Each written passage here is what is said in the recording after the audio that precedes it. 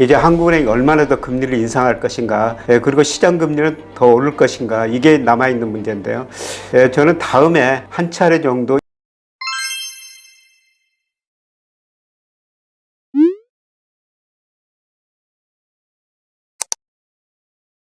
안녕하세요. 김영희입니다. 오늘 한국은행이 기준금리를 0.5%포인트 올렸습니다. 사상 처음으로 0.5% 올린 빅스텝을 단행했는데요.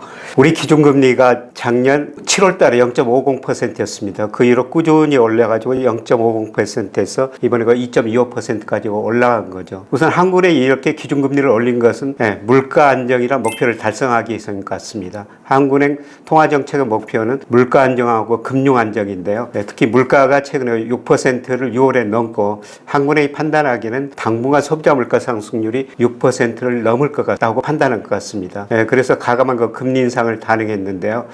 그런데 이제 문제는 과연 이 금리 인상이 경기 위축을 초래하지 않을까, 과연 이런 금리 인상이 물가를 잡을까, 이런 문제가 대두되는 것이죠. 저는 물가 상승률이 8, 9월 가면은 많이 둔화되리라 보고 있습니다. 우선 그 공급 측면에서 보면은 최근에 유가가 떨어지고 있기 때문에요. 시차를 두고 유가 하락 등 각종 원자재, 다른 원자재도 하락하고 있죠. 이게 그 소비자 물가 상승률 하락 요인으로 작용할 것으로 보고 있고요. 그리고 우리 경제가 상반기 보면은 소비 투자는 상당히 위축된 상태입니다. 수출로 약간의 그 플러스 성장을 하고 있는데요. 지금 미국의 장단기 금리차가 역전된 것처럼 아마 올 하반기 후반 내년에는 미국 경제를 중심으로 세계 경제가 침체에 빠질 가능성이 높습니다. 그 수출 증가세가 많이 둔화되면서 아마 수요가 위축되면서 하반기 후반 이후로는 물가 상승률이 많이 안정될 것으로 보고 있습니다. 이제 한국은행이 얼마나 더 금리를 인상할 것인가, 그리고 시장 금리는 더 오를 것인가, 이게 남아있는 문제인데요. 저는 다음에 한 차례 정도 2.50% 한 차례 정도 올리면 이번 금리 인상 사이클이 끝이 아닌가, 그렇게 생각합니다. 이번에 한국은행 발표문 보면요, 경기 둔화는 상당히 좀 우려하고 있는 것 같습니다. 그래서 지난 5월 달에 한국은행이 올해 우리나라 경제성장 2.7%로 전망해 놨습니다만은 그것보다 낮아질 가능성이 높다, 이렇게 언급했거든요. 그래서 하반기 후반으로 갈수록 물가 상승률은 낮아지고 그 다음에 경제 성장률은 더 낮아질 것이기 때문에 아마 한 차례 정도 금리를 인상하지 않을까, 이렇게 지금 보고 있습니다. 그리고 다음 주에 미국 FOMC가 열리는데요. 이번에도 미국 FOMC가 자이언트 스텝을 한다는 것이죠. 그렇게 되면은 미국 연방기금금리가 2.50%가 돼가지고요, 우리 기준금리를 넘어서게 됩니다. 그렇게 되면은 우리 미국 금리 역전되는 것이죠.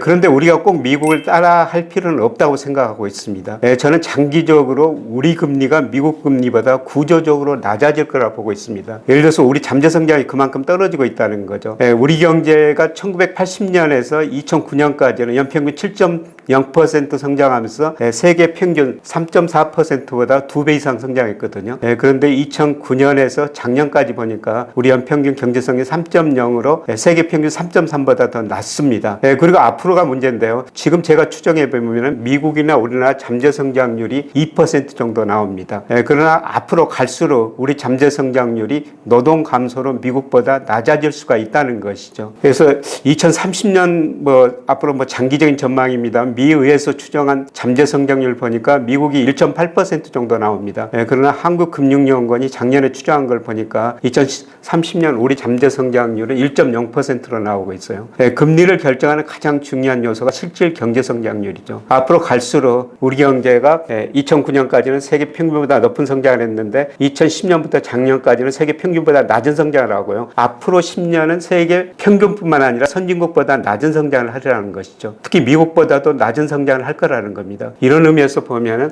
우리 금리가 꼭 미국을 따라갈 필요는 없을 것 같고요. 미국보다 저는 낮은 현상이 기준금리뿐만 아니라 10년 국채 수익률도 장기적으로 이렇게 나타나리라 보고 있습니다. 최근 한국은행이 기준금리를 올렸음에도 불구하고 시장금리, 특히 10년 국채 수익률은 오히려 최근에도 와서 떨어지고 있는 모습이 보이고 있거든요. 10년 국채 수익률은 미래의 경제 성장률, 미래의 물가 상승률을 반영한 겁니다. 우리 10년 국채 수익률이 떨어지고 있다는 것은 앞으로 갈수록 경제 성장이 떨어지고 물가 상승률이 낮아진다는 것이죠. 저는 장단기 금리차로 앞으로 경제 성장을 경기를 예측하는데요. 우리 장단기 금리차가 많이 축소되고 있죠. 특히 미국은 10년하고 2년 국채 수익률이 최근에 역전됐지 않습니까? 지난번에 역전될 때는 10년 국채 수익률이 오르면서 역전되기 때문에 경기 침체라는 의미를 부여하기가 좀 힘들었습니다만 최근에 보니까 미국 10년 국채 수익률이 떨어지면서 2년보다 낮아지고 있거든요. 이거는 분명 경기 침체의 신호라고 보고 있습니다. 그래서 기준금리는 올리기는 올리지만은 미국이나 우리나라나 특히 장기금리 10년 국채 수익률은 떨어지고 있다는 것입니다. 이거는 내년도 경기 침체를 채권 시장이 미리서 반영하고 있다는 것이죠. 이런 의미에서 제가 한 2달 전부터 우리 자산 비중에서 그 채권 비중을 좀 늘리십시오. 장기채 중심으로 채권을 사십시오. 이런 말을 드릴 수가 있습니다만 기준금리 인상 여부에 관계없이 장기금리는 내년 물가상승 둔화, 경기 둔화를 반영하고 떨어질 가능성이 높다고 보고 있습니다. 특히 기준금리를 올리면 올릴수록 어떻습니까? 지금 주식시장이 많이 조정을 받았고요. 조정 후에 약간의 반등이 있을 거로 제가 말씀드렸습니다만 다시 한번 떨어지고 특히 저는 앞으로 주택가격에 미국이나 우리나라 거품이 발생했는데 이게 꺼질 가능성이 상당히 높다고 보고 있습니다. 주가보다도 집값이 소비에 더 영향을 많이 미치거든요. 그러면 미국이나 우리나라나 소비 중심으로 내년에는 경기 침체나 아니면은 상당한 경기 둔화가 있을 거로 예상이 됩니다. 그래서 기준금리 인상에 관계없이 장기금리 중심으로 시장금리는 앞으로 갈수록 떨어질 수밖에 없다. 이런 의미에서 우리가 채권 투자는 계속 좀 늘려도 좋을 것 같다는 생각이 듭니다. 고맙습니다. 경제스쿨 애독자 여러분들, 올해 투자하기 참 어렵다는 이야기를 많이 하시는데요. 위기를 기회로 바꿀 수 있는 준비를 잘 해두신다면 지금이 바로 부를 축적해 나갈 좋은 타이밍이다. 그 타이밍을 한 번은 실패로 놓치지 않으면 하는 간절한 바람으로 같이 공부하는 투자스쿨도 열심히 준비하고 있으니 투자가 어렵다고 생각하는 분들도 함께 해보셔도 좋겠습니다. 설명글을 확인해 주시고요. 그럼 여러분 모두들 늘 좋은 오늘 되시길 바랍니다. 감사합니다.